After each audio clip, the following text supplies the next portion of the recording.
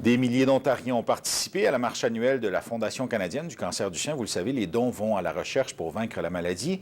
Et les traitements contre cette terrible maladie laissent parfois des traces qu'un chirurgien esthétique de Toronto offre d'effacer gratuitement ce mois-ci.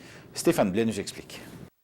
Les radiothérapeutes qui traitent les femmes atteintes du cancer du sein dessinent parfois sur leur peau de petits tatouages de la taille d'une tête d'épingle pour mieux diriger les rayons vers la zone de traitement.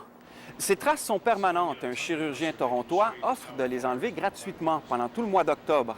Sean Rice dit que c'est simplement une façon d'aider des gens qui ont passé à travers une épreuve difficile.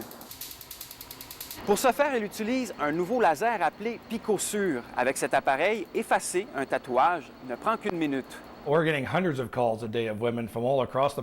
Depuis une semaine, il dit avoir reçu des centaines d'appels de femmes intéressées par son offre et il croit pouvoir toutes les aider.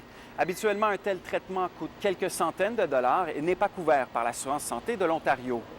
Katie Phillips, qui participait à la marche annuelle de la Fondation canadienne du cancer du sein à Toronto, a survécu à cette maladie.